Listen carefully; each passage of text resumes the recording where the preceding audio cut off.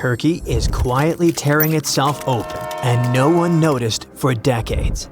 Scientists didn't just get a detail wrong, they misunderstood the entire motion of a massive chunk of Earth's crust. What they thought was sliding sideways is actually stretching apart, inch by inch, like the planet is slowly pulled in two. And once you see that rupture, you start noticing them everywhere. To understand why this shocked geologists so badly, picture Earth's crust like a cracked shell floating on something hot and squishy underneath. Those cracked pieces are tectonic plates. They move a few inches per year, which sounds tiny, but over millions of years, it reshapes continents. Turkey sits in one of the most uncomfortable places on Earth, squeezed between three huge plates: Eurasia to the north, Africa to the south, and Arabia pushing in from the southeast like an elbow in a crowded bus. For decades, scientists believe Turkey survived this squeeze by sliding sideways. This type of movement is called a strike-slip fault, which basically means two chunks of land grind past each other like hands rubbing together. Turkey has famous ones, like the North Anatolian Fault, which produces horrible earthquakes. That model felt neat and logical. Pressure comes in, land escapes sideways. Problem solved. Or so everyone thought. But geology doesn't always follow neat models made up by humans. There is a long fracture running beneath salt flats and farmland under central Turkey. It never behaved like the dangerous sideways faults, so it got less attention. Then researchers from Curtin University decided to look closer. And instead of watching earthquakes, they watched lava. Ancient lava. Lava that flowed across the fault thousands of years ago, cooled into solid rock, and later ruptured apart. There are tiny crystals called zircons inside that lava. They're basically nature's stopwatches. Zircons trap radioactive elements that decay in a predictable rate, so scientists can tell exactly when the lava cooled. When they matched lava chunks on opposite sides of the fault and measured how far they drifted apart, the team managed to reconstruct how the fault was moving over thousands of years. It turned out that the fault wasn't sliding sideways at all. It was slowly and steadily pulling apart, just a fraction of an inch per year. That's thinner than a grain of rice, but over geological time, it's massive. This type of fault is called an extensional fault, which means the crust stretches until it thins and breaks. In simple terms, Turkey isn't just being squeezed, it's being torn open. And as if that wasn't dramatic enough, the story gets worse. Other studies show that parts of Turkey's crust aren't just stretching, they're dripping downward into the mantle. When dense chunks of crust get heavy enough, they peel off and sink like blobs of wax in a lava lamp. Scientists call it lithospheric dripping, and this process is basically Earth quietly losing pieces of itself. When that happens, the surface above weakens. The land rises, sinks, fractures, and rearranges. Earthquakes don't always need plates to slam together. Sometimes the ground fails because its support system melts away from below. That's why Turkey's geology now looks less like a solid slab and more like stretched taffy over a fire. Turkey isn't alone with the tectonic drama. Africa is unzipping itself so slowly that no human will ever wake up to a brand new ocean outside their window, yet fast enough that scientists can measure it happening right now. Deep beneath East Africa, the ground stretches and thins. Over millions of years, that constant stretch doesn't just rupture rocks, it rewrites geography.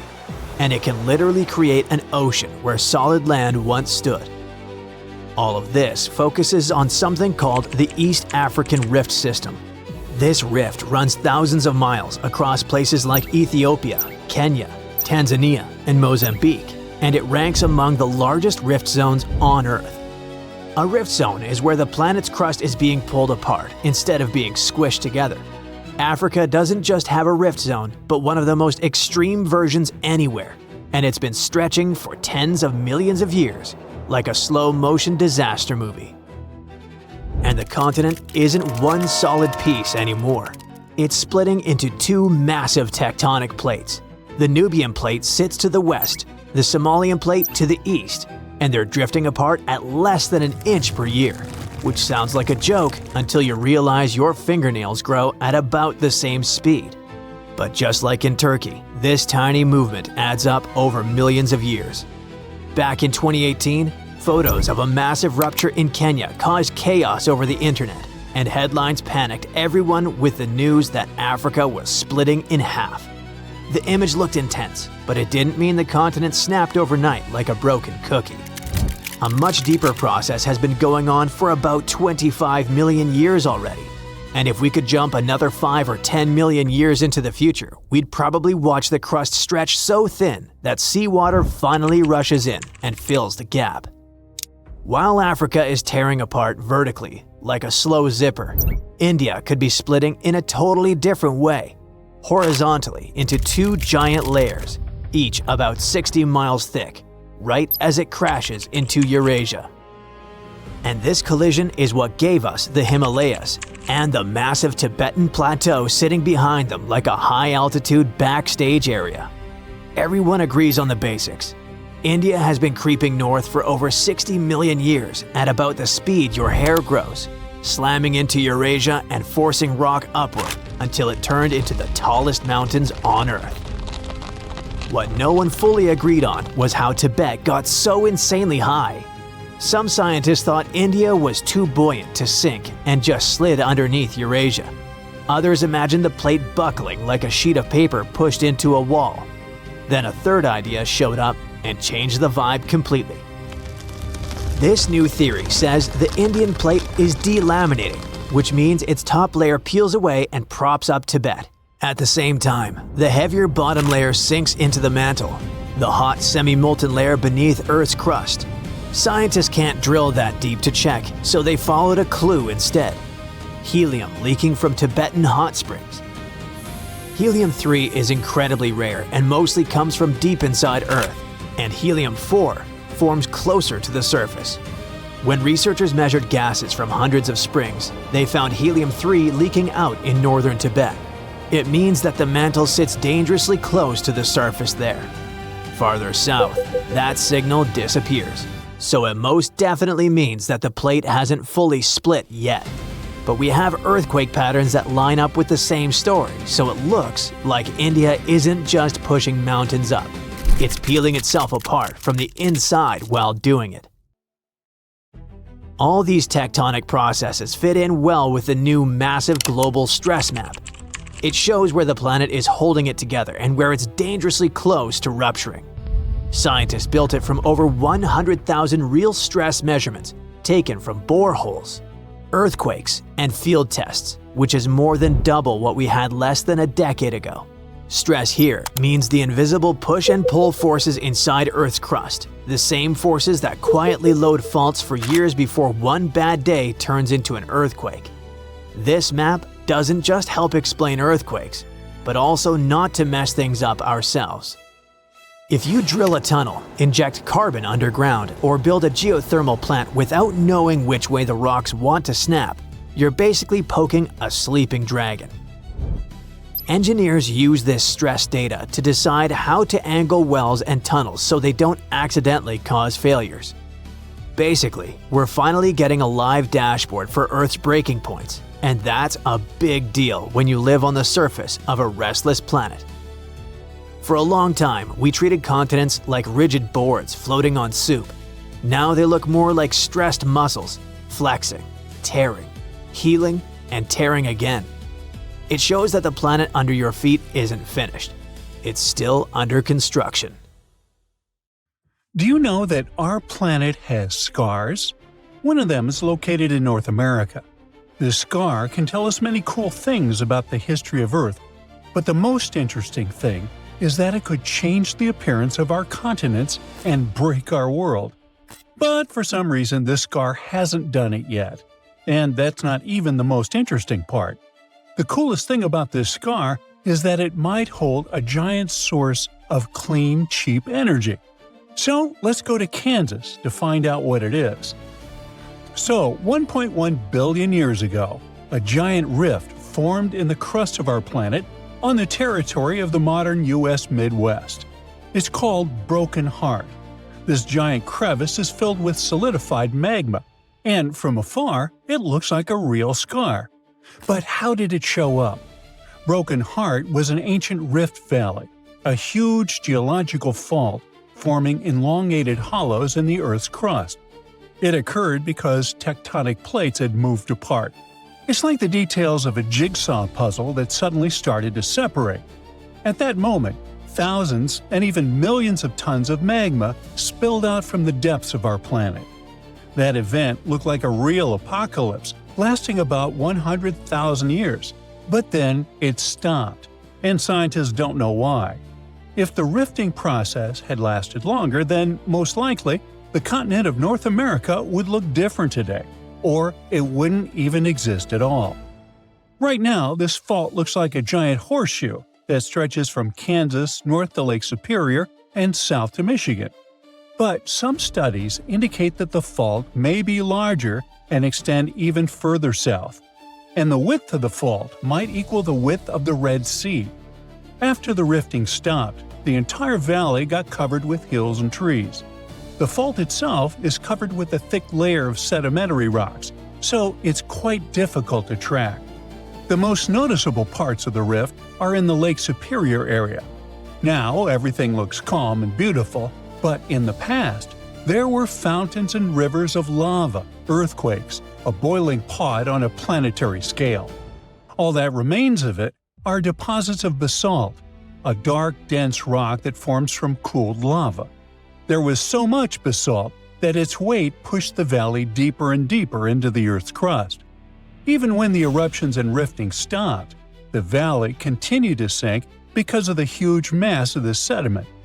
Then, massive sections of the Earth's crust on both sides of the valley began to contract, and the pieces of the puzzle slowly started to come together. This led to a large-scale ejection of volcanic material upward, and along with basalt, deposits of copper rock appeared in the valley. People mined this copper for about 8,000 years until the end of the 20th century. The copper mines were eventually shut down, but now it seems the industry is making a comeback. However, Broken Heart is not interesting to people just because of its copper reserves. It holds something more valuable and useful for our civilization. Scientists believe that this valley hides massive reserves of hydrogen, and this substance can help us switch to a cleaner, cheaper, and more efficient energy source. If hydrogen fuel becomes widely available, everyone will switch to it, leaving behind the costly, noisy, and polluting process of oil production. Now, I'll bet hydrogen is a remarkably familiar word to you.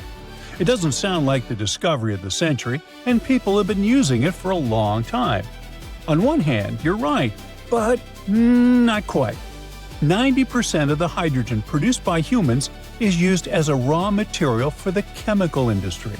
Hydrogen is used to produce ammonia for fertilizers, methanol for fuel and solvents, and to purify crude oil.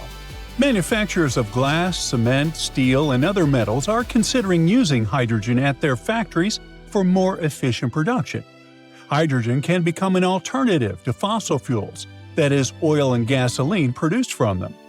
Cars, ships, trains, airplanes, and power plants, all of these may switch to hydrogen soon. In this case, production can become cheaper and better for nature, but this will work only if we find open sources of hydrogen. You see, about 95% of the hydrogen we use is produced from fossil fuels. We gasify coal, oxidize hydrocarbons, and extract hydrogen from methane. All of these production methods require energy. But the worst part is that they lead to large emissions of carbon dioxide into the atmosphere.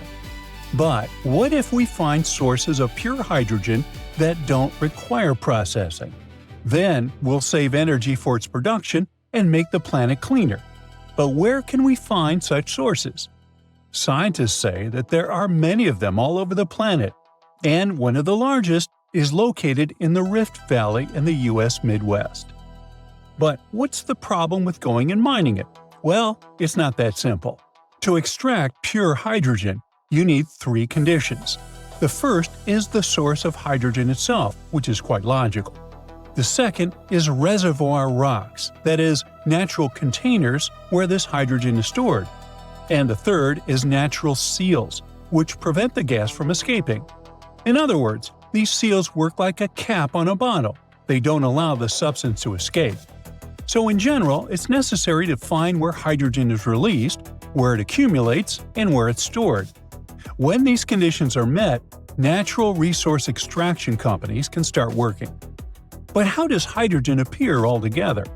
Well, let's go over the basics of chemistry. Hydrogen and oxygen compounds form water. This means you need to split the water into hydrogen and oxygen. This process often occurs in nature. There are many places all over the planet where this happens. Scientists are confident that at least 30 U.S. states have hydrogen reservoirs. And if people detect them, we will accelerate the energy transition to safer and more efficient fuels. Thousands of cars drive around using gasoline. Many of you know the smell of exhaust fumes, that thick polluted air that's hard to breathe. What about electric cars? They must be improving the situation, right? Well, here's another problem. Producing batteries for these vehicles harms nature. The materials used to make batteries are lithium, cobalt, and nickel. Their extraction involves a large release of toxic materials, not only into the air but also into the water. Transporting these batteries also creates a large carbon footprint. Producing a single electric car emits about 4 tons of carbon dioxide. To make up for that, the owner needs to drive it for at least 8 years. That's how long it takes to offset the emissions a regular car would produce. What about reliability and convenience? What will you do if the battery runs out during the trip and there are no charging stations nearby? This problem will be solved in the future with the growing popularity of electric cars.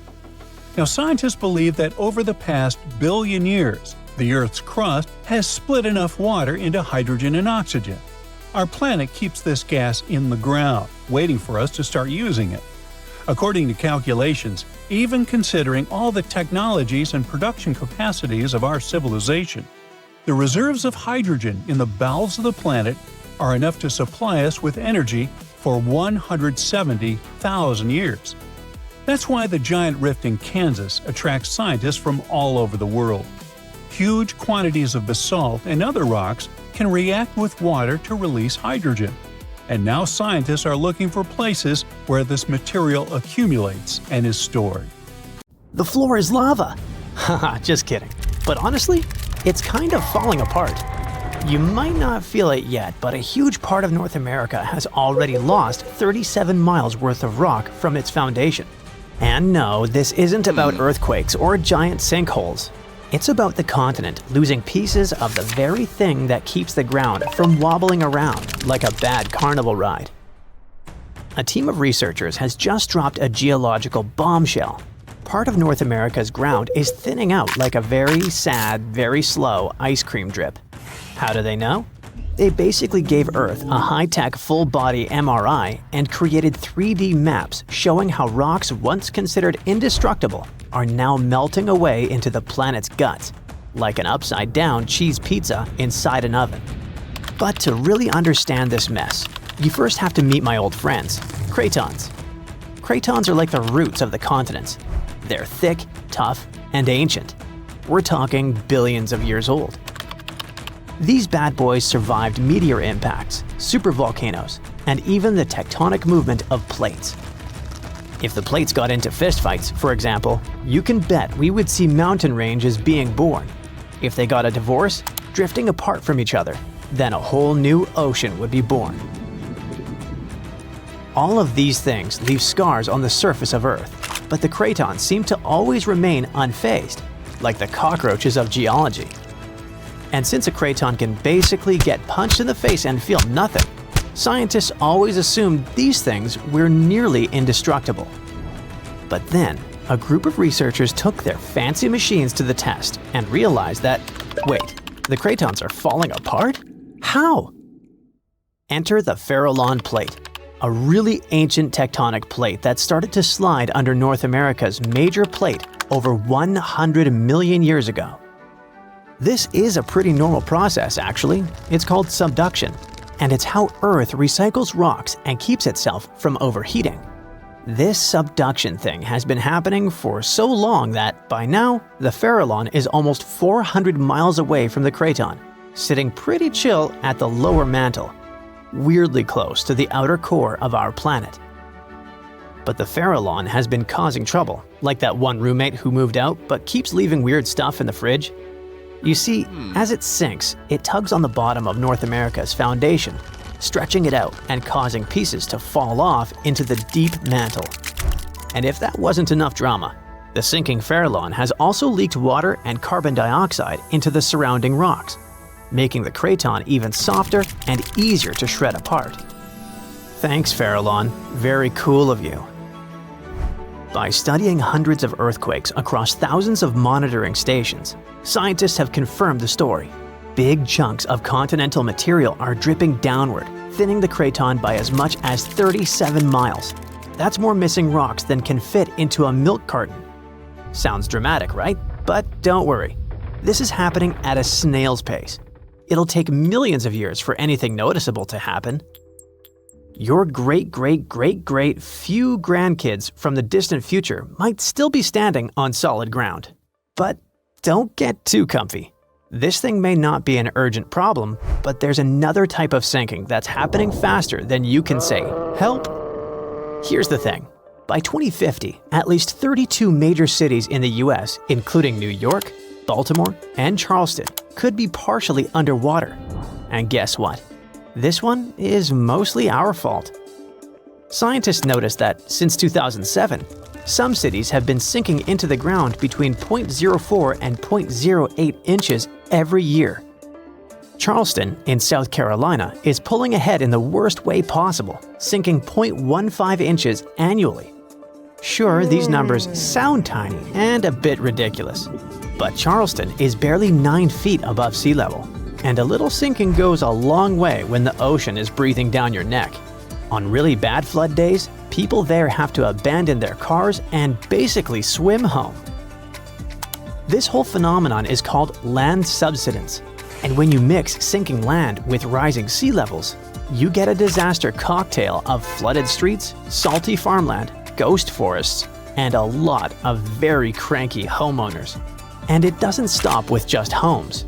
Infrastructure like bridges, roads, airports, and power plants, all things we rely on daily, are also at risk of serious damage.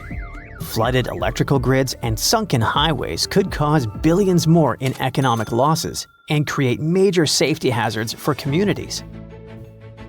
Now, let's be fair. Not everything is humanity's fault. Some of this trouble dates all the way back to the Ice Age. About 12,000 years ago, massive ice sheets covered the northern US. They were heavy, like seriously heavy. The weight pushed the land down, and when the ice melted, the ground didn't just pop back up like a trampoline. Instead, it started playing a weird game of geological seesaw. The places that were squished started rising, and the places that weren't got pulled down. This whole process, called glacial isostatic adjustment, try to say that 3 times fast. But of course, humans found a way to make it worse. Groundwater extraction is a major culprit. Think of it like pulling the stuff out of the mattress.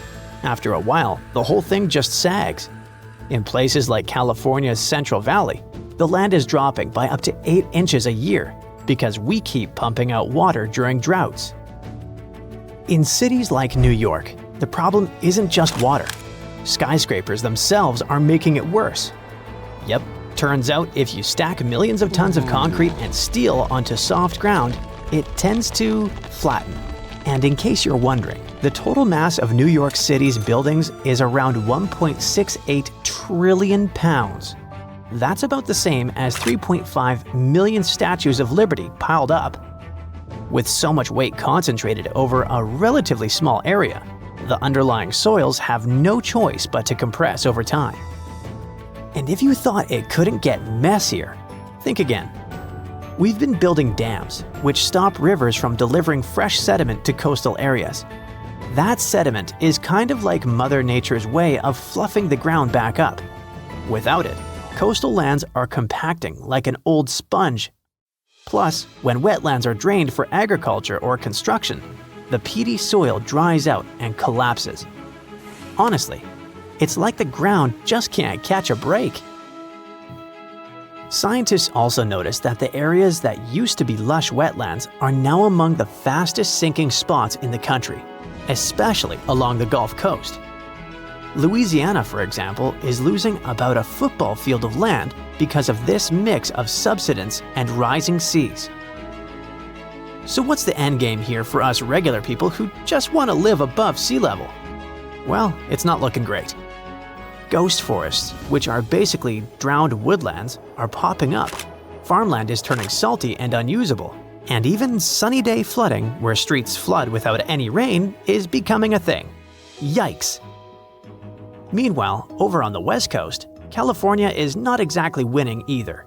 San Francisco and Los Angeles are both sinking, which means that rising sea levels could hit them twice as hard and twice as fast. In some places like the Palos Verdes Peninsula, the ground has been sinking so fast, people over there might as well live like moles. So, is America turning into the next Atlantis? Probably not next week, but without serious action, like cutting back on groundwater pumping and planning smarter cities, at least 500,000 people are in serious danger. And the housing damage could easily rack up a jaw-dropping $109 billion by 2050. In the end, while North America isn't about to sink like a poorly made souffle, it's definitely showing some cracks in the crust. So maybe let's ease up on groundwater pumping, rethink how and where we build, and invest a little more in keeping our feet dry. After all, if the floor really does become lava someday, we're gonna wish we had at least fixed the leaks first. Okay, smarty pants, answer this one. Do you know what earthquake magnitudes actually feel like? Well, at magnitude 1, you wouldn't notice a thing. At 3, you might slosh your coffee if you're drinking. At 5, things can start to shake off shelves, and it definitely gets your heart racing. But at 7.5, that's when the ground itself rips, buildings sway, and whole streets can split.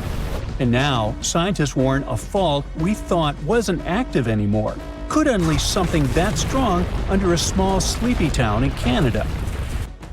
Now, if you trace your finger across a map of northwestern Canada, you'll find Dawson City in the Yukon. It looks like a nice place to escape from civilization. After all, it only has about 1,600 residents. It's quiet, remote, and famous for its gold rush past. In the late 1890s, Dawson City ballooned into a boomtown almost overnight as prospectors chased gold. Today, the rush is long gone, but the town still looks the part. Wooden boardwalks and saloon-style facades give it the feel of a set straight out of a Western movie. Oh, and beneath all of that is a fracture in the earth itself. Dawson City is located on top of what's known as the Tintina Fault. It's a massive crack in the Earth's crust that stretches for hundreds of miles toward Alaska. Until recently, scientists believed that this zone had been inactive for over 40 million years. But newer studies tell a different story. Just a quick reminder, faults are giant cracks when two slabs of Earth's crust meet. They're always trying to slide past each other, but their jagged edges catch and lock. Pressure builds for decades, continuously bending and straining the rock. Then, suddenly, the locked zone breaks, and the slabs slip into a new position in just seconds. That abrupt lurch releases all the stored energy, sending seismic waves racing outward. The ground-shaking consequence is called an earthquake. Scientists say the ground on each side of Tintina has been trying to slide past itself for ages, but it's stuck. And now, that stuck zone has built up around 20 feet of strain. That's how far the land would shift sideways if it all gave at once. That's not just a small crack. That's straight up something from a disaster movie. If all that built-up tension snaps in one go, the result could be a magnitude 7.5 earthquake. How strong is that? Well, pretty strong. So, what happens during a big quake? The shaking can last up to 30 seconds or more, which is an eternity when the walls are swaying and the floor feels like it's rolling under your feet. If you're near the fault, things can get really scary. The ground doesn't just shake, it could take a big step sideways. This can lead to some renovations. Roads might get a new zigzag pattern, and unreinforced buildings could decide to do the twist. And if it happens in a Canadian winter, let's just say it could turn a simple power outage into a survival horror adventure. Being on soft soil is like sitting on wobbly jelly. It amplifies the shaking. Solid rock is a bit more stable. However, it's still dangerous. For example, in Mexico in 2003, a 7.5 quake damaged over 43,000 homes, buckled roads, and cut power for miles. In Sulawesi in 2018, the same magnitude not only leveled buildings, but triggered a tsunami and liquefaction. The whole neighborhood was swallowed as the ground turned to quicksand. Now here's something interesting. Most people don't think of Canada as an earthquake country, but it actually gets around 5,000 quakes a year. However, they're so small that you'd never feel them. The real hotspot is the West Coast, near British Columbia. That's where you hear people whisper about the infamous Big One. It refers to a future megathrust earthquake along the Cascadia subduction zone, a massive fault that runs for 600 miles just offshore. Unlike Tintina's sideways slip, Cascadia works by one tectonic plate shoving under another. For centuries, the North American plate has been bent upward like a spring as the Juan de Fuca plate has been diving below. When it finally snaps, that's a magnitude 9.0, more than 30 times stronger than a 7.5. We know it can happen because it already has. The last big one struck in 1700. It was so powerful, it didn't just shake the Pacific Northwest. It launched a tsunami across the ocean that smacked Japan, where villagers recorded an orphan wave with no local quake to explain it. Only later did scientists connect the dots. Now this brings us to the fact that despite all this, the size of the fault, the quiet buildup of strain, and the potential for a magnitude 7.5 earthquake, the Tintina fault isn't even listed on Canada's official seismic hazard map, at least for now. That means no warnings, no color-coded danger zones. And when a fault isn't on the map, nobody designs a building for it. There's no proper preparation. You don't build reinforced structures or have seismic codes, especially when people don't expect that the ground could split open. Now, to be honest, that's not someone's mistake. The fault just didn't show any signs of being active recently. And this part of Canada is really big, quiet, and doesn't have a lot of monitoring. Not until too long ago, people had thought of the Tintina as just a geological oddity, something cool for looking at the past, but not really relevant for the future. For years, the Tintina fault flew under the radar, but that changed when researchers brought high-tech gear. They uncovered subtle but clear land shifts near Dawson City.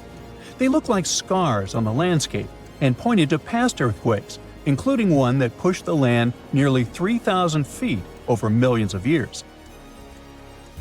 Now, interestingly, newer glacial features showed no signs of disruption, which means the last major quake probably happened right before the end of the last ice age. In geologic terms, that's pretty recent. When scientists lined up those land shifts with the ages of glaciers, the picture was clear. The Tintina fault isn't retired. It's just been on a really long coffee break, and now it's itching to clock back in. That's why researchers want it officially on Canada's seismic hazard map. Dawson City deserves more than a shrug emoji when the ground decides to stretch. The experts are basically playing detective with dirt. They're scanning forests and rivers for faint scars that past earthquakes tried to hide. They're digging trenches like archaeologists with a taste for chaos, flipping through the Earth's diary one muddy page at a time. Every crack, wrinkle, and layer adds to the story of when Tintina last threw a tantrum and how loud the next one could be. It's pretty cool that satellites can literally track if one side of a valley is slowly creeping ahead of the other, like tectonic snail racing. The goal is to find out how often this fault snapped in the past, how much stress it's still holding on to today, and whether it's going to go off quietly or all at once. Finally, just because you know that plates are pushing against each other underneath, you still can't put a date on it. Long stretches of silence might mean the rocks are getting ready for something huge, or they could just be releasing stress in tiny ways that go unnoticed. Scientists can model possibilities, But no one has a countdown clock for the next rupture. The smartest mindset isn't prediction, it's preparation. You brace for the plausible, not the precise, because the Earth's schedule doesn't come with reminders. It turns out the Earth's crust is always fidgeting. It's just that our maps are a little behind on the gossip. A fault everyone thought was harmless might actually be sitting on a magnitude 7.5 size secret. But don't worry, this isn't a cue to panic. It's a cue to get smart. Better data, sturdier buildings, and a few just-in-case habits. When the ground finally decides to settle its debt, what really matters isn't whether Dawson City feels the shake. It's whether everyone's prepared enough to turn a potential disaster into just a real wild story to tell later. Hey, have you ever been in an earthquake? I have. Tell me your story in the comments. On January 26, 1700, one of the biggest earthquakes in history hit off the coast of the United States. It had a magnitude of 9, which puts it in the top 10 most powerful earthquakes ever recorded. This earthquake triggered a huge tsunami and changed the coastline all the way from southern British Columbia down to northern California forever. Back then, the area wasn't very populated, but thanks to some clever research, scientists figured out exactly what happened that day by looking at old geological records, tree rings, and even some history from Japan. On the same day as the earthquake, a massive tsunami also hit Japan's eastern coast. For a long time, no one connected the two, but in the 1980s and 90s, researchers realized the tsunami in Japan had been caused by the earthquake in the Pacific Northwest. They were also able to pinpoint the exact day, January 26, 1700. They even found old trees in coastal Washington that had all perished around the winter of 1700, which matched up perfectly with the timing of the earthquake. The earthquake came from the Cascadia subduction zone, a fault where the Juan de Fuca plate slides under the North American plate. This fault stretches about 700 miles, from northern Vancouver Island in British Columbia to Cape Mendocino in California. The pressure from the moving plates builds up over time, and eventually, another big, devastating earthquake will hit the same region. It's just a matter of time. By looking at the geological records, past tsunami deposits, and signs of land level changes, scientists can figure out how often these huge earthquakes happen. Emergency planners have been preparing for the next big quake, often calling it the big one. Scientists believe earthquakes in the Cascadia subduction zone happen every 200 to 1,000 years. And since the last major one was over 300 years ago, the Pacific Northwest is definitely due for another. When it happens, the earthquake is expected to be as big as the one from 1700. But this time, it'll affect around 15 million people. The devastation will be severe. Buildings will collapse, roads and runways will crack, and bridges will fall. Communication in and out of the area will be cut off. But the worst part? The earthquake will trigger a massive tsunami that might hit parts of the Washington coast in as little as 10 minutes. It's not a matter of if, but when the Cascadia subduction zone will break. When it happens, it will be the worst disaster the US has ever faced. Worse than the Hurricane Katrina or Superstorm Sandy. It'll impact an enormous area, stretching from southern British Columbia all the way down through Oregon to northern California. That means millions and millions of people will be affected. Fairchild is considered a backup staging area for handling the aftermath of the earthquake, with Grant County International Airport in Moses Lake being the main one. For those who will survive the initial quake and tsunami, the aftermath could be just as disastrous. Aftershocks will follow, and transportation will be a mess. Roads will be damaged or completely blocked, airports will shut down, and most of the main routes, like Interstate 5, will have bridges destroyed. This means food and water supplies will be cut off, and it will be incredibly difficult for help to get in or for people to escape. Gas pipelines will most likely be damaged too, and restoring them could take anywhere from a few days inland to weeks or even months along the coast. Power outages will be widespread within 100 miles of the coast throughout the entire Pacific Northwest. And water could be out for 3 to 7 months. Even telecommunications will be down for 2 to 3 months across the Pacific Northwest, Alaska, and even parts of East Asia. The good news for eastern Washington is that it will mostly avoid the worst of it, thanks to natural barriers between the west and east sides of the state. The tsunami may hit the Columbia River Gorge, but it will lose energy quickly because of a sandbar under the river. The Cascade Mountains will absorb much of the earthquake's impact, so the east side won't feel it as strongly. And since eastern Washington won't get hit as hard, it'll be up to them to handle the aftermath of the quake. That means helping western Washington, taking in refugees from the areas that got destroyed, and delivering supplies to where they're needed. Scientists have looked at other major 8.0 to 9.0 magnitude earthquakes like the ones in Chile in 1960, Alaska in 1964, and Sumatra in 2004, and Japan in 2011. These kinds of quakes can shake the ground for anywhere between 6 to 10 minutes, and that's a long time for the ground to be shaking. Such quakes are super intense because they happen close to Earth's surface, so it's not just a quick shake. It's a long, strong one that can cause a lot of damage. If the Cascadia earthquake and tsunami were to hit tomorrow, over 13,800 people could lose their lives, and about 107,000 people could be injured. The economic toll in Washington, Oregon, and California could top 70 billion. To put that into perspective, we can compare these numbers with some other major earthquakes. In Chile's 1960 earthquake, about 1,650 people lost their lives. The 1964 Alaska quake resulted in around 140 lives lost. The 2004 Sumatra earthquake and tsunami took the lives of an estimated 280,000 people. And the 2011 Japan earthquake and tsunami caused over 20,000 casualties. Authorities know about the dangers of the Cascadia fault, but even with all the planning, no one can say for sure what will be needed when the big quake hits. Right after the earthquake and tsunami, the areas outside the immediate disaster zone won't be able to help much because roads and airports will be destroyed, and resources will be limited. How can we deal with this kind of disaster and its effects? We don't have all the answers yet. Right now, let's focus on the Cascadia subduction zone. It's a huge fault line that stretches about 620 miles from Vancouver Island to Cape Mendocino in California, sitting about 93 miles off the coast.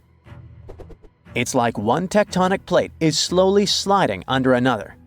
When the plates are close to the surface, about 18 miles deep or less, they get stuck because of friction, kind of like pushing two rocks together. Over time, this creates a lot of pressure. When the pressure finally becomes too much, the plates slip, causing a massive earthquake. This is called a megathrust earthquake, and it can be huge. Below the area where the plates are stuck, there's a zone where the plates move really slowly. We're talking about just a few inches every few months. This slow movement helps to release some of the pressure, but it also builds up more pressure on the parts of the fault that are still stuck. This means that over time, it increases the chances of a huge earthquake happening. These massive quakes, called Great Subduction Zone earthquakes, can be stronger than magnitude 8.5. Megathrust earthquakes are the biggest earthquakes that happen. They can go over a magnitude of 9.0, which is insanely powerful. Just to put it in perspective, a magnitude 9.0 earthquake releases 1,000 times more energy than a 7.0 and 1,000,000 times more energy than a 5.0. These earthquakes happen when a lot of pressure builds up in a part of the fault that's locked, which means the plate can't move past each other. When that pressure gets too high, the fault finally ruptures, releasing all that built-up energy in one massive shake. The Cascadia subduction zone is super long. That's why if it were to rupture all at once, it could produce a large earthquake. Scientists have studied this region and found that about 18 miles below the surface, the fault is completely locked. The plates there aren't sliding past each other. But deeper down, the plates start to slide more smoothly, causing less friction. This is important because it tells us how much stress is building up in that locked zone, and how it could eventually lead to a major earthquake. Experts explain Africa is splitting in two, and it will look like this. Up close, the process is even more shocking, with a massive crack stretching from Mozambique in the south to the Red Sea in the north. This gap keeps growing every year, tearing apart the land and destroying homes. Now, specialists believe the continent could split much sooner than we expect. Africa is breaking apart because of the Somali plate movement. Think of it like a dramatic breakup happening with tectonic plates. On the east side, there's the Somali plate. On the west, we have the Nubian plate. And during this breakup, the Somali plate just wants more space, so it's pulling away from the Nubian plate. This movement is forming the East African Rift, a region where tectonic plates are splitting apart, magma keeps rising from deep below, and a bunch of active volcanoes are being born. So this place is hot, with daytime temperatures that can soar to 130 degrees Fahrenheit, and at night they cool down to 95 degrees. Inside this hot zone, we have the Afar Triangle, also known as the Afar Depression, and its geology is fascinating, as the rifting process is causing valleys, faults, and deep cracks to form in this region. Take, for example, this massive 35-mile-long fissure in Ethiopia's desert. It's also so wide that a person can easily fit inside of it. But what's scary is this crack keeps getting bigger, growing about 1/2 inch every year. The Nubian and Somali plates moving apart could also lead to a new ocean forming in Africa. This type of process isn't something new. About 150 million years ago, when dinosaurs were still around, a similar tectonic shift created the Atlantic Ocean. The continents were once all clustered together, but when a rift formed in what was Pangaea, it started pulling them apart, splitting the east and west hemispheres. So, a similar thing is happening with this gap in Africa. At some point, experts say the waters of the Indian Ocean might flood the East African Rift Valley, eventually creating a sixth ocean. Now, it's a pity you won't be able to swim in its waters during your lifetime, though. According to geophysicist Ken McDonald, who specializes in tectonic faults, this dramatic rupture could happen in 1 to 5 million years. Trust me, that's considered fast in geologic terms, and way sooner than most experts thought. Now, even though you won't get to watch Africa breaking apart, people there will still see and feel the signs. They might experience intense volcanic eruptions and strong earthquakes as this process slowly unfolds. One example is related to that scary crack in Ethiopia's desert we mentioned earlier. The fissure was created in 2005, after the area was hit by 2 volcanic eruptions and 163 earthquakes, each with a magnitude greater than 3.9. A crack this deep and long on Earth usually takes centuries to form, but in this case, it unfolded in just a matter of days. That's how powerful this event is. In fact, this kind of intense seismic activity can speed up the African splitting process, and that's why it's so hard to predict the exact time frame for the event. What we know is that people are already calling this new land the Nubian continent. If the predictions are right, it will include Somalia, Kenya, Tanzania, and part of Ethiopia. That's exciting and concerning at the same time. As new coastlines emerge, countries will need to make major adjustments when it comes to infrastructure and land management. They might lose a lot of roads, houses, and other constructions currently located near or right in the East African Rift. In Kenya, for example, the fissures tore apart a busy road, and authorities desperately tried to fill the gap with rocks and cement. In another case, an old woman was sitting and eating with her family when her house suddenly split down the middle. Recently, earthquakes that happened near Ethiopia's Afar region demolished 37 schools and forced about 5,000 students to leave their classrooms. Unfortunately, stories like this could become more common over the next few years. But there is a positive side to all this. Countries located in the middle of Africa, like Zambia and Uganda, could gain coastlines, and that might be great for them. Having a coast means they would get access to new trade routes, opening fresh economic opportunities. Plus, think about the tourism boom. With all those newly formed paradisical beaches, these countries could become the next big gateway spot for travelers. The local ecosystem in this newly created ocean will change as well, and new marine species may emerge. So let's look. This is the path where the rift is most advanced right now. I mean, we expect this is where Africa will eventually get separated. But things could get a little more complicated. Some time ago, Michael Daly, a geologist at the University of Oxford, suggested that this rift could extend further west. And some new evidence backs up his theory, pointing out that the crack could extend south through Botswana's heartland into South Africa, and west through Namibia, all the way to the Atlantic Ocean. If these fractures widened into deep cracks, the ocean might come in and fill the gaps. Experts say Africa could split so much that it becomes an archipelago. But then again, we won't see that happening. It will take tens of millions of years for this to play out. We already know that Africa is at risk of breaking into a bunch of huge islands or small continents. The news isn't great for Madagascar either, as the world's fourth largest island could end up being split in half. But can the opposite process happen? I mean, can new land appear as the Nubian and Somali plates move apart? Well, as these tectonic plates get away from each other, the magma from the Earth's mantle might rise to the surface, and when it cools, it solidifies into new land. That's how other places in the world emerged, like Iceland and the Azores. So, yeah, the same process could happen in the East African Rift, and over the long term, it is possible that the rift could create new islands. For now, all we can say is that the geology of the Afar Depression is unique. It is the most active rift system on our planet. And when I say rift system, I mean a zone where tectonic plates are pulling apart. This region brings together all kinds of events, from faults in the Earth's crust to volcanic zones to the potential formation of a sixth ocean. For experts, it's like studying the evolution of rifts up close. And since it is such an active volcanic area, it also has enormous potential for tapping into geothermal energy, that is, using heat from inside the Earth to generate electricity. 2 geothermal power plants are already producing energy in Ethiopia, one in the Ethiopian Rift Valley and the other in the Afar. Now, geologists are exploring new potential spots.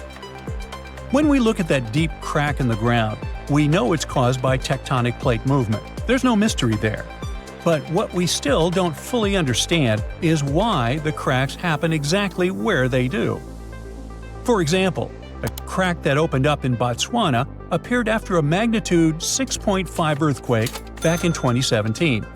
But the epicenter wasn't in the rift zone, where the plates are moving like we would expect. Instead, it was farther south. Since it's unusual for a rift to happen without volcanic activity, this fact really challenges our traditional ideas of how continents divide.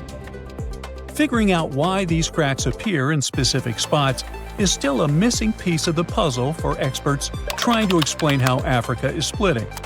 Hopefully, we get some answers before the continent turns into a massive archipelago.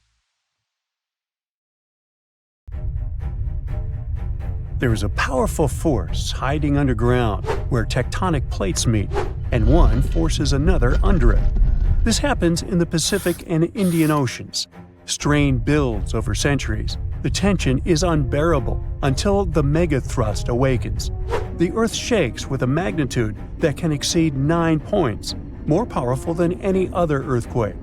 When the seafloor suddenly gets pushed up fast, it sends a huge ripple across the water, and a tsunami of huge force is out. These waves are called teletsunamis, and they cross entire ocean basins, ready to take over coastlines thousands of miles away. The thrust fault stretches over 600 miles. The Earth is not just shaking, It feels like it's tearing apart.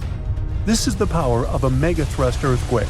Those caught in its path will have to fight for their lives. Japanese authorities recently had to issue their first ever megaquake advisory. It happened because of a strong tremor on the edge of the Nankai Trough ocean floor zone. In the end, most of the warnings were lifted, and there wasn't much damage from the 7.1 magnitude earthquake. Parts of southwestern Japan started to shake, and the superfast trains in Japan slowed down to stay safe, which made travel slower for everyone. But everyone is staying alert as they know about the risk of a megathrust earthquake that could happen within the next few decades in the Nankai Trough. The tectonic plate under the Philippine Sea is slowly sliding underneath the land where Japan is, moving just a few inches every year. The last big earthquakes from this area happened in 1944 and 1946, both with a magnitude of 8.1. These quakes have caused a lot of destruction in the country. The next megathrust earthquake in the region, if it does happen, could be between a magnitude 8 and 9. Scientists still can't agree on how likely this mega earthquake is to happen, but it could be up to 80% certainty. On the other side of the Pacific, scientists from the U.S. Geological Survey have studied a dangerous area along the U.S. West Coast. It's called the Cascadia subduction zone, and it stretches from northern California to northern Vancouver Island in Canada. Over the past 14,200 years, there have likely been at least 30 big earthquakes in this region. One major quake happens every 500 years on average. But for a long time now, Cascadia has been quiet, and it worries scientists. They think this might be because the area is locked, meaning the tectonic plates are stuck together and building up a lot of pressure. Eventually, the part of the seafloor could suddenly break and move by several feet. The shaking would be just 5 minutes, but it would create a powerful tsunami as the seafloor shifts that would last for 10 hours. If it happens, it's going to be the worst natural disaster in the country's history, according to experts. The ground on some inland hills could turn into something like quicksand. This would cause the hillsides to slide and crumble, taking down roads and bridges. Around 620,000 buildings could be badly damaged or even collapse, including about 100 hospitals and 2,000 schools. People in Washington state might have to take care of themselves without help for 2 weeks, finding food, water, and shelter on their own. Scientists are studying slow slip events, where the tectonic plates move very slowly over weeks or months, releasing some energy but not enough to stop a big one. Every time the magnitude of an earthquake goes up by just one number, the energy it releases is 40 times bigger. So we'd need about 1 million small earthquakes every day for 500 years straight to release the same energy as one huge magnitude 9 earthquake. But these small earthquakes might be clues that a bigger earthquake is coming. To better monitor the Cascadia fault, experts are mapping the fault more accurately and adding better monitoring tools offshore. Scientists receive over $10 million to install seismic sensors and seafloor pressure gauges on a fiber optic cable off the coast of Oregon. The goal is to be ready to warn people and potentially save lives when a big earthquake strikes. A sharp megathrust earthquake happened in this part of the world in 1964. It went down in history as the Great Alaska Earthquake and had a magnitude of 9.2. It lasted for more than 4 minutes, making it the most powerful earthquake in the history of the U.S. and North America. The ground shook so hard that it caused huge cracks and landslides. In Anchorage, many houses, buildings, and roads were destroyed because they weren't built to handle such a big earthquake. In some places, the land was permanently changed. For example, the coastline near Kodiak and Hinchinbrook Island was lifted by 30 feet. In other areas, like Gerwood and Portage, the ground sank by 8 feet. They had to rebuild roads higher so they wouldn't be flooded by the time. A huge 27-foot tsunami wiped out the entire village of Chiniga.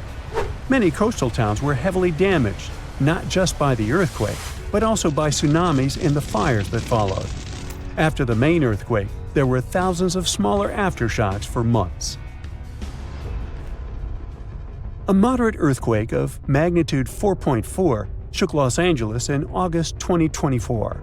Once it was over, the LA Fire Department checked around the city and didn't find any major damage or anyone hurt. In the nearby city of Pasadena, which is close to the earthquake's epicenter, a water pipe burst inside City Hall and everyone had to leave the building. Thankfully, there was no danger of a tsunami. The best we can do to avoid panic in such situations is to be prepared. Japan is one of the places on Earth where earthquakes happen the most because it sits on the edges of 4 tectonic plates. Around 1,500 of these earthquakes each year are noticeable. Because of this, the people in Japan have learned to live with earthquakes. The 1950 law set a rule that buildings should be able to handle earthquakes up to a magnitude 7 without falling apart. An update 30 years later said that buildings should only have minor damage in such earthquakes and still work as usual. But if an earthquake is even stronger, the law says the building's main job is to not collapse and save people's lives. At the most basic level, buildings are made stronger with thicker beams, pillars, and walls so they can handle shaking better. Another technique is placing special pads made from materials like rubber at the base of a building. Some buildings are even built on thick layers of padding that separate them from the ground completely, which helps protect them during an earthquake. A skyscraper might sway back and forth a lot, moving up to 5 feet. To stop it from getting damaged, engineers can add something called dampers every second floor all the way to the top.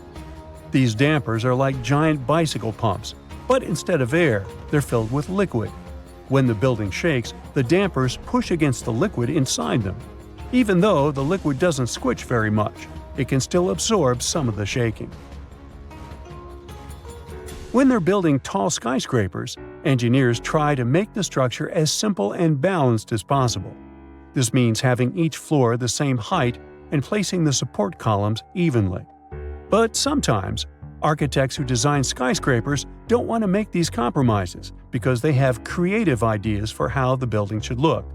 Then they have to find compromise solutions. For example, Tokyo's Skytree Tower, one of the tallest buildings in the world, is designed in a futuristic style but also includes special features to protect it from earthquakes. It has a central pillar, like in traditional Japanese pagodas, and seismic dampers that help absorb the energy from an earthquake, keeping the building safe. Imagine standing in a quiet northern town, surrounded by mountains and forests, when the ground beneath your feet suddenly shifts with the force of a freight train. That's not a movie scene.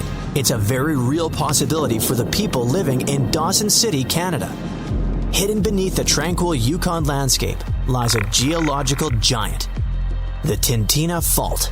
For more than 12,000 years, it has been silent, but new research suggests it might be ready to wake up in a spectacular and dangerous way.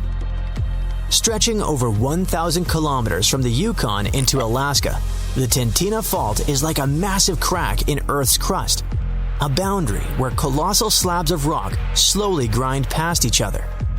On the surface, it looks harmless, just rugged terrain, rivers, and forests. But deep underground, strain is quietly building, like a spring being wound tighter and tighter. Theron Findlay, a geologist from the University of Victoria, and his team decided to take a closer look at a section of this fault near Dawson City. This wasn't just a casual inspection. They used cutting-edge tools like high-resolution satellite images, aerial surveys, and LiDAR, a laser-based scanning method that can reveal subtle changes in the ground's shape. What they found was unsettling. In one location, the ground was visibly displaced by an astonishing 1,000 meters, evidence of a long series of powerful earthquakes millions of years ago.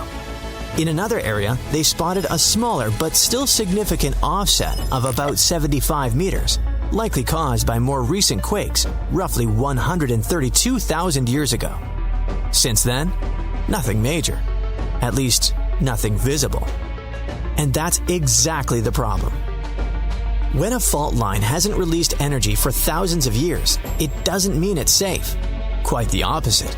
It could mean that massive pressure has been silently accumulating.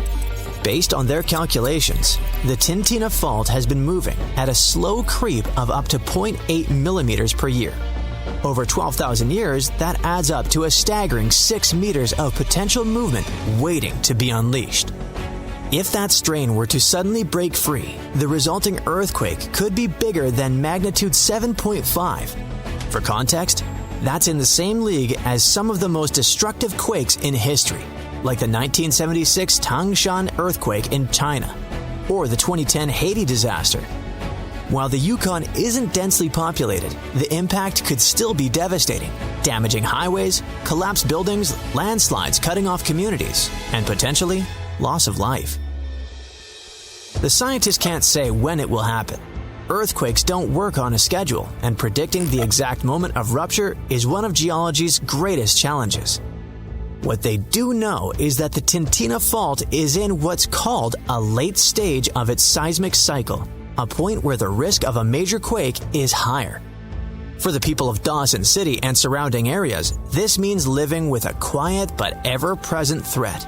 Emergency planners might advise residents to have evacuation routes, survival kits, and backup communication plans. But in the end, this is a reminder of a simple truth. Earth is never truly still. Even in the most peaceful landscapes, immense forces are always at work, reshaping the planet in ways we can't always see, until the day they reveal themselves with a violent jolt. Yet, the story of the Tintina fault is more than a warning. It's a glimpse into how Earth stores and releases its pent-up energy. Each millimeter of annual movement is like another twist of a key in a lock. At some point, the lock will turn, and when it does, the release will be sudden and powerful. LiDAR images reveal ancient scars across the land, subtle to the untrained eye, but obvious to scientists.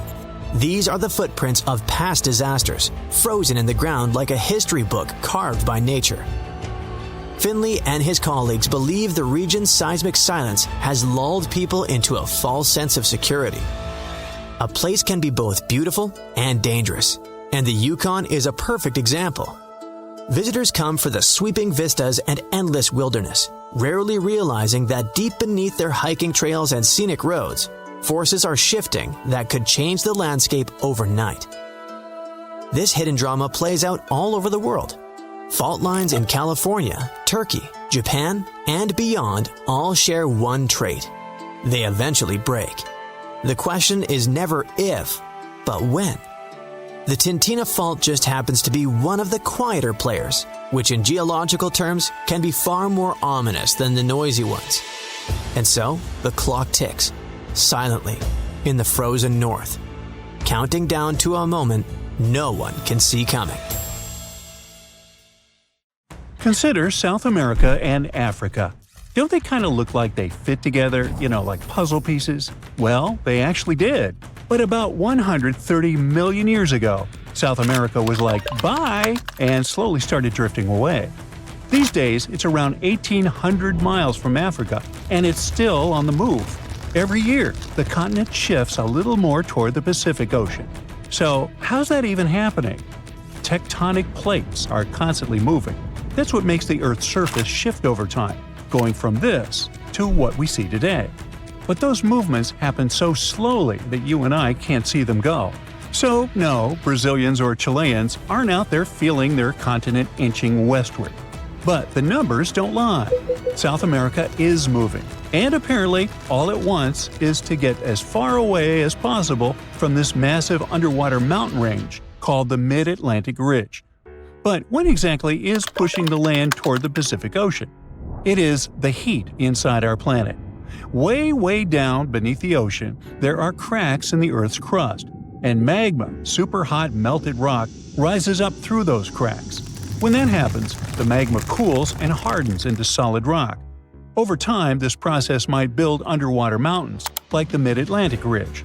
And as more new crust forms, it begins to push the older crust out of the way.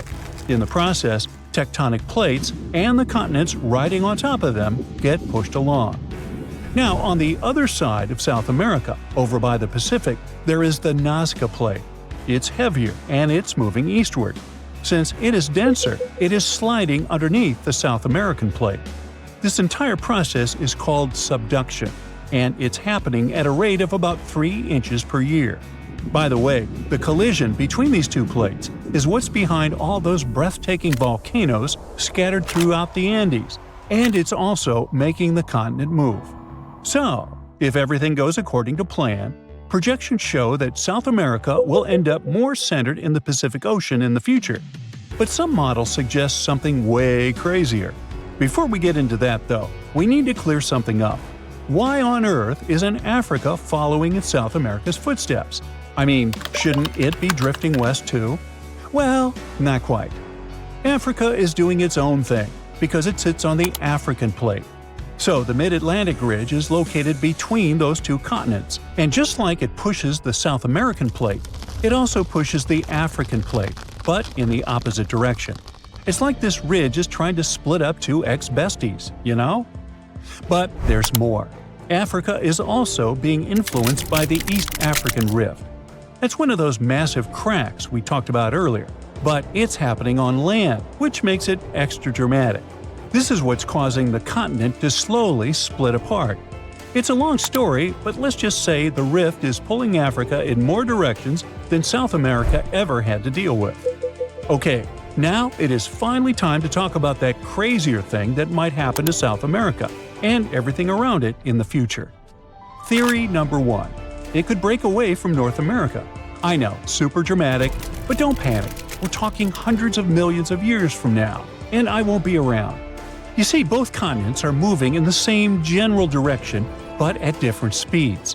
The North American plate is cruising along at about 1 inch per year, while South America is moving a bit faster. So even though they're heading the same way, they are not keeping pace. Over time, as the Atlantic Ocean continues to widen and the Pacific keeps shrinking, all this tectonic movement could eventually pull the Americas apart. Theory number 2.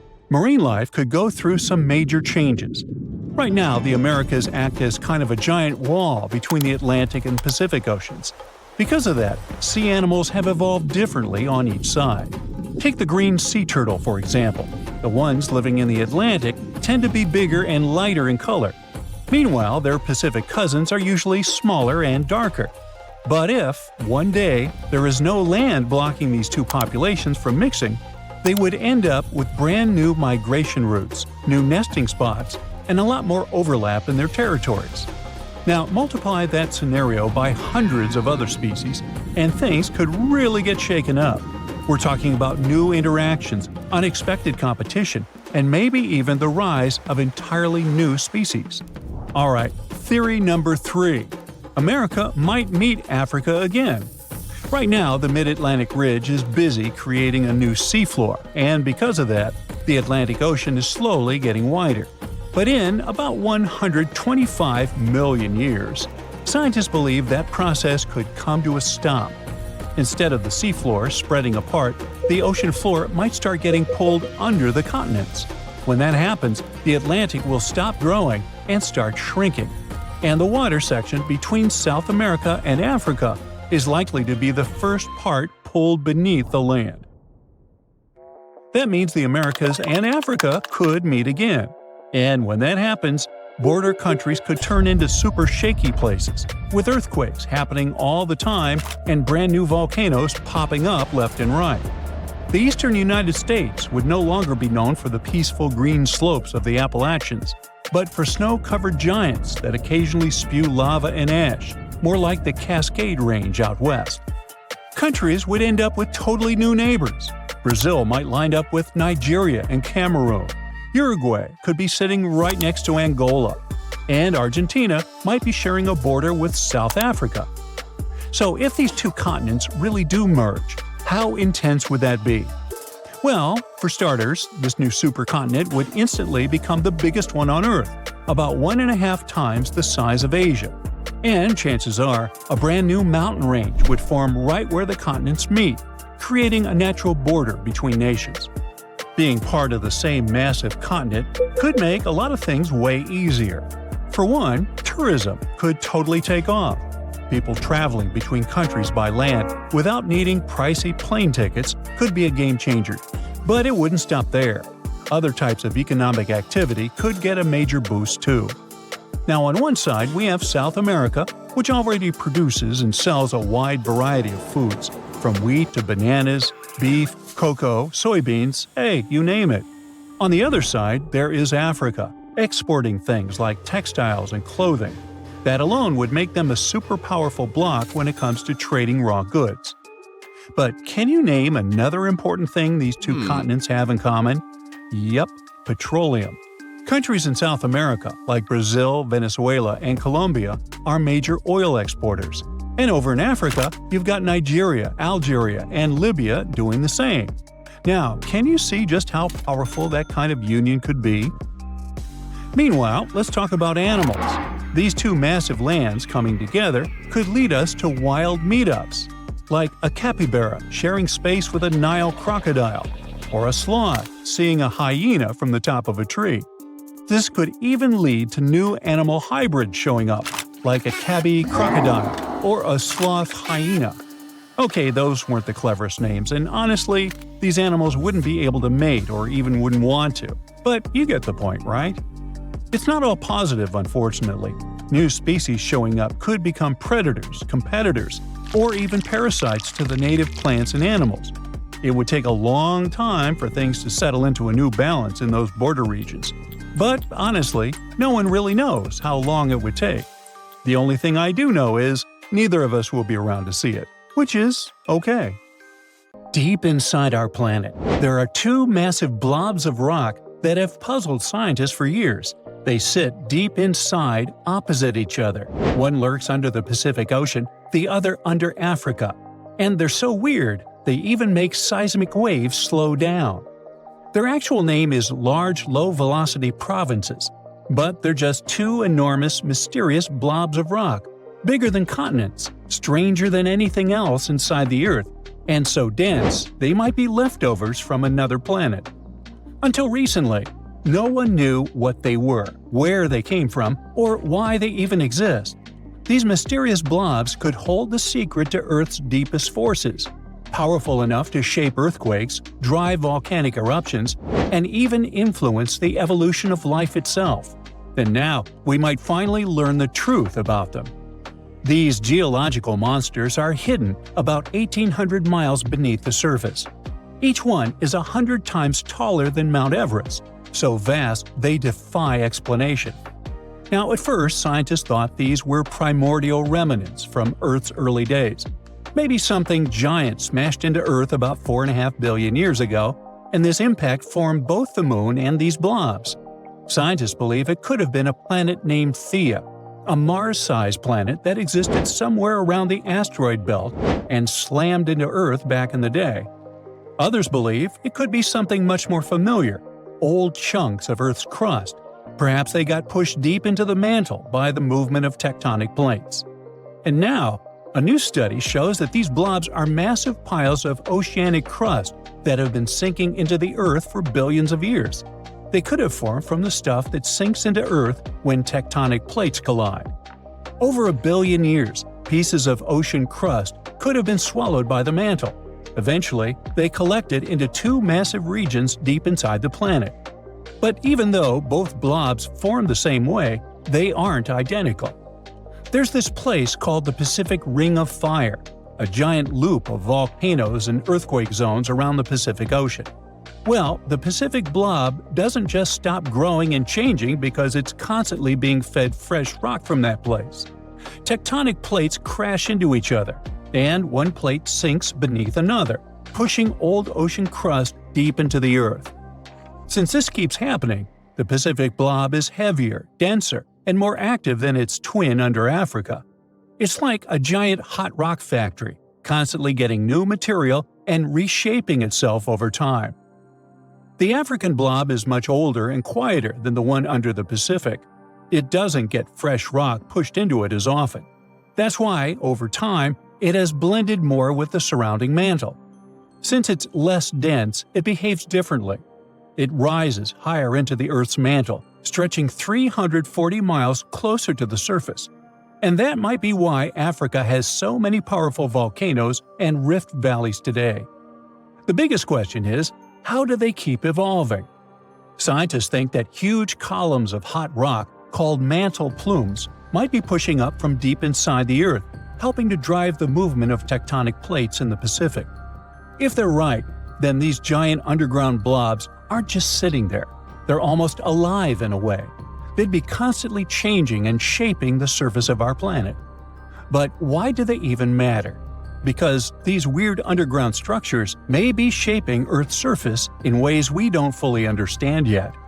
You see, first, they might influence Earth's magnetic field. That's because they affect how heat moves through the mantle and core. They might also hold clues about the history of plate tectonics.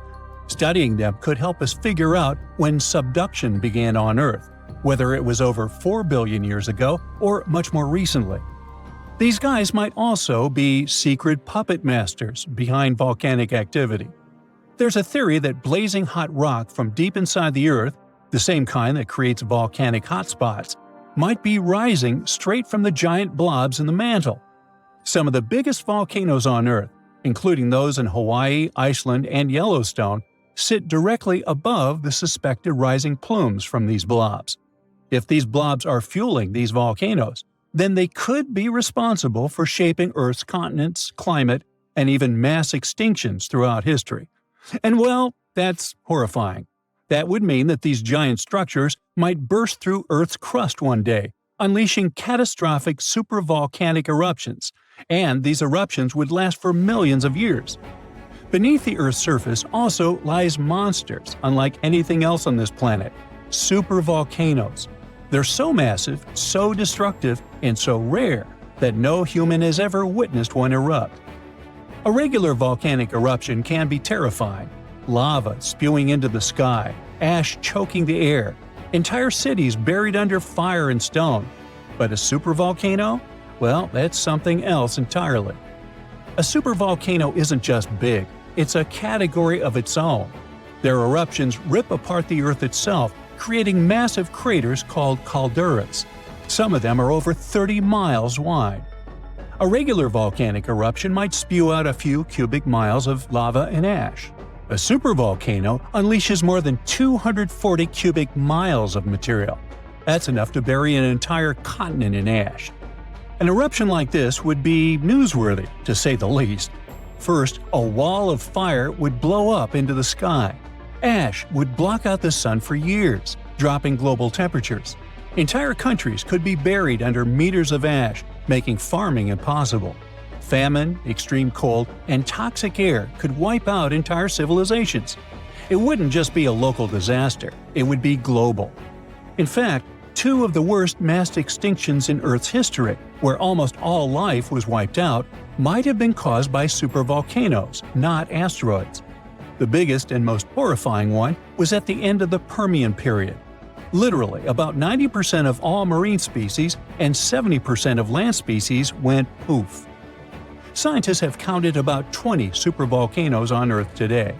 The most famous ones are Yellowstone in the US, Toba in Indonesia, and Topao in New Zealand. Now, the last time Yellowstone erupted was roughly 2 million years ago. It released almost 590 cubic miles of material, enough to bury a city like New York. That was just one of 3 Yellowstone supereruptions. The most recent supervolcano to erupt was Topao in New Zealand. This happened about 26,500 years ago. But supervolcanoes don't just destroy, they reshape the entire planet.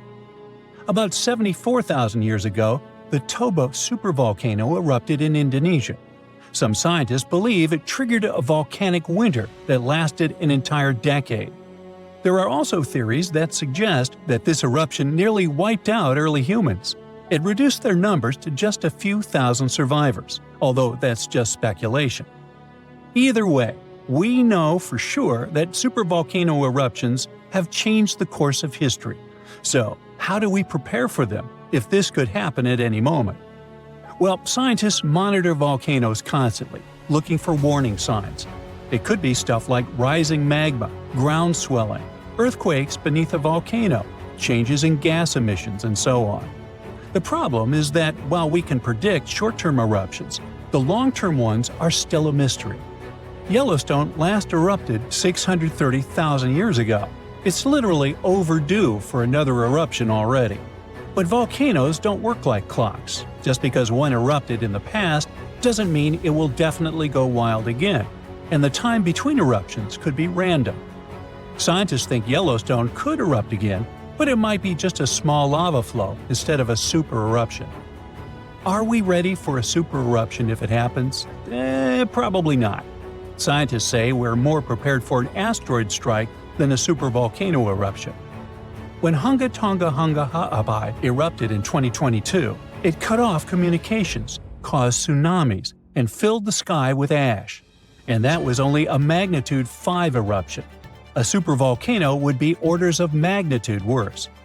So, good luck sleeping at night knowing these guys will erupt again. Maybe tomorrow, maybe in 100,000 years.